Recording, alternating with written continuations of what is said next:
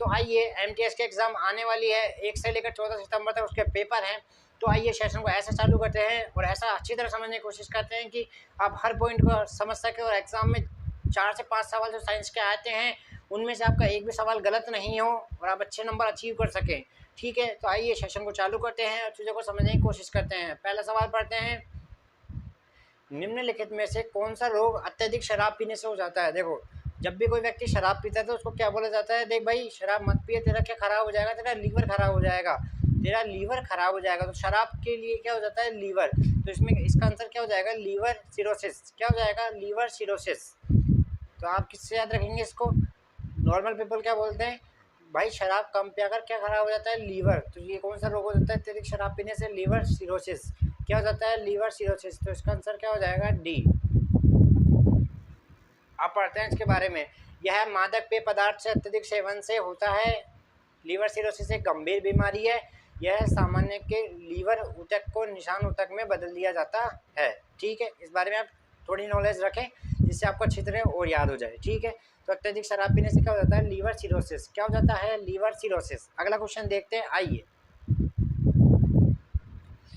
Bright stroke मानव शरीर के किस अंग को प्रभावित करता है।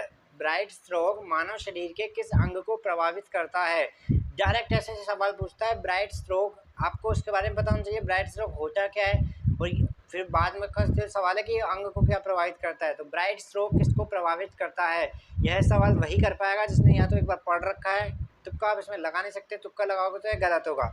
तो इसका आंसर हो जाता है, ब्राइट स्ट्रोक किसको प्रभावित करता है, किडनी को। किसको प्रभावित करता है, किडनी को। इस बात का आप ध्यान रखें, ब्राइट स्ट्रोक किडनी को प्रभावित करता है। अब आते हैं, ब्राइट स्ट्रोक को यूरेमिया के नाम से जाना जाता है जो किडनी को प्रभावित करता है। यह किडनी की फिजियोलॉजी होती है को क्या कर देता है, फ्यूज कर देता है। परिणाम स्वरूप रक्त में क्या हो जाता है, यूरिया की मात्रा क्या हो जाती है, बढ़ जाती है। क्या हो जाता है, अब ऐसा भी आ सकता है, ब्राइट वह कौन सा रोग है जिसमें रक्त में यूरिया की मात्रा को बढ़ा देता है। तो उसका आंसर क्या हो जाएगा, ब्राइट रोग हो जाएगा। तो एसएससी यहाँ से 4-5 तरह से सवाल कर सकता है, इसलिए आपको पूरे पॉइंटों को, आपके समरी को याद रखें और सवाल को भी याद रखें। कौन सा सवाल था, ब्राइट रोग मानव शरीर के किस अंग को प्रभावित करता है। तो किस अंग को प्रभावित करता है, किडनी को प्रभावित करता है। किसको प्रभावित करता है, किडनी को। और रक्त में क्या हो जाता है, यूरिया की मात्रा बढ़ जाती है। आइए अगला क्वेश्चन देखते हैं, वह रोग जिसमें रक्त में यूरिक एसिड की का उच्च स्तर विशेषता है। वह रोग जिसमें रक्त में यूरिक एसिड जब उच्चतम मात्रा में आ जाता है तो तब कौन सा रोग हो जाता है, तब हो जाता है हमारे गठिया। क्या हो जाता है, गठिया रोग हो जाता है। कब हो जाता है, जब रक्त में यूरिक एसिड क्या हो जाता है, उच्चतम मात्रा में आ जाता है। तो कौन सा रोग हो जाता है, गठिया रोग हो जाता है। ठीक है, अब पढ़ते हैं गठिया रोग के बारे में। गठिया रोग यूरिक एसिड के उच्चतम स्तर के कारण होने वाली बीमारी है। इससे क्या हो जाता है, जलन हो जाती है, दर्द हो जाता है, अकड़न हो जाता है, सूजन का दौरा पड़ता है। किसका दौरा पड़ता है, सूजन का दौरा पड़ता है, गठिया में हो जाता है। ठीक है, इस बात का आप ध्यान रखें। तो रक्त में यूरिक एसिड की अत्यधिक मात्रा से कौन सा रोग हो जाता है, गठिया रोग हो जाता है। एमटीएस का पूछा गया सवाल है, निम्नलिखित में से किस किस बीमारी का टीकाकरण द्वारा नियंत्रित नहीं किया जा सकता। टीकाकरण किसका नहीं किया जा सकता। देखो, यह इसने यह पूछा है कि है ना, जब हमारे बचपन में क्या लगा देते हैं हम टीका, जिससे वह हमारे रोग नहीं है कभी भी, जो अगर जो रोग है वह हमारे शरीर में प्रवेश न कर पाए और हमको क्षति न पहुंचा पाए। तो देखो, टीकाकरण द्वारा नियंत्रित नहीं किया जा सकता। शुगर होता है ना, शुगर बढ़ने से क्या हो जाता है, मधुमेह। तो मधुमेह इसका आंसर है। मधुमेह को क्या नहीं कर सकते अपन, टीकाकरण से कंट्रोल में नहीं कर सकते हैं मधुमेह को। ठीक है, पोलिया, काली खांसी और चेचक, ये तीनों ऐसे रोग है जिनको अपन क्या कर सकते हैं, ये तीनों ऐसे रोग है जिनको अपन क्या कर सकते हैं, टीकाकरण के द्वारा नियंत्रित में कर सकते हैं। आइए अगला क्वेश्चन देखते हैं, बहुत इंपॉर्टेंट सवाल, पार्श्विक किसकी इकाई है। पार्श्विक क्या बोलता है, दूरी।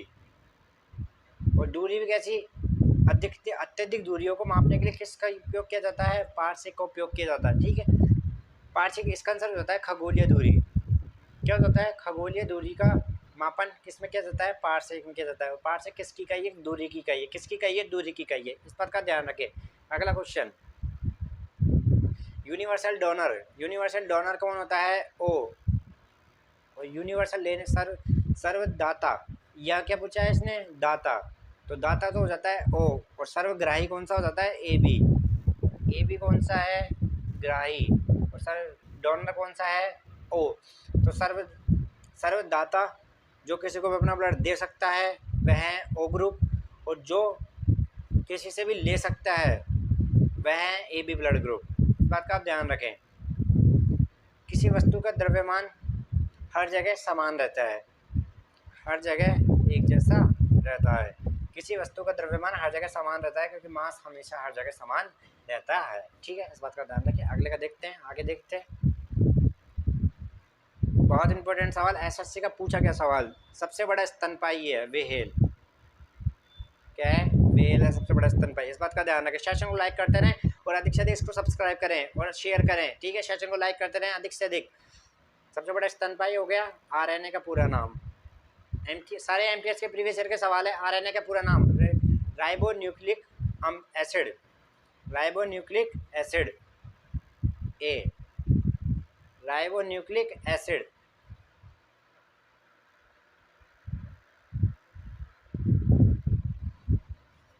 हमारे वाहनों में जो हमारी स्पीड बताता है वो क्या होता है, दैट इज़ बहुत आसान सवाल, स्पीडोमीटर।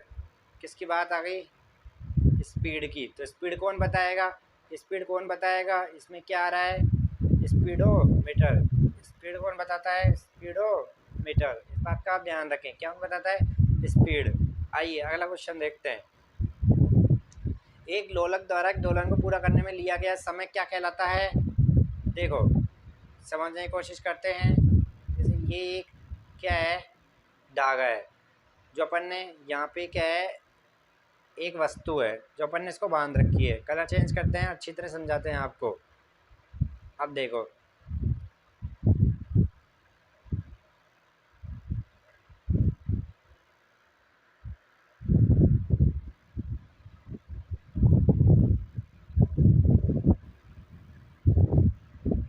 चीज़ों को समझने की कोशिश करना, ठीक है। आइए, जब ये रेड वाला, ओ सॉरी,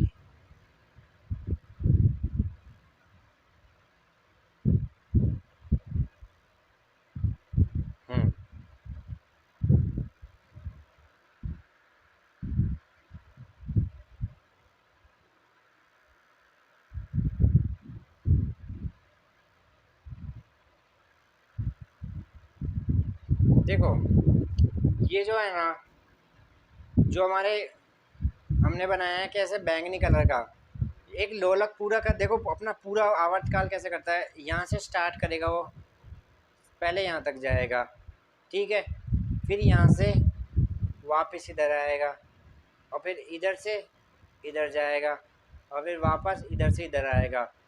तो ऐसे करके ये क्या करता है, एक पूरा चक्कर करता है, ठीक है। जैसे एक पूरा चक्कर करता है, तो आपको जैसे मैं कैसे बताऊँ, ये मेरे पास एक पेन है, देखो ये एक पेन है, इसको मैंने से लटका दिया, तो ये पहले इधर जाएगा, है ना, इधर गया, फिर ये दोबारा इधर आया, फिर ये इधर गया, फिर ये दोबारा इधर आया। तो ये पूरा जो उसने पूरा चक्कर लगाया ना, वह क्या कहलाता है, वह इसका आवर्तकाल कहलाता है। क्या कहलाता है, आवर्तकाल कहलाता है। तो लोलक द्वारा एक दोलन पूरा करने में लिया गया समय क्या कहलाता है, उसका आवर्तकाल कहलाता है। क्या कहलाता है, आवर्तकाल कहलाता है। आई होप आपको पूरा समझ में आ गया होगा, रटने की जरूरत नहीं है। सूर्य से आने वाली यूवी किरणें कैंसर का कैंसर का मुख्य कारण है, अपन क्या बोलते हैं, त्वचा कैंसर। किसका, हमारी स्किन को इफेक्ट करती है वो, त्वचा कैंसर। जल्दी जल्दी सेशन को बढ़ाइए।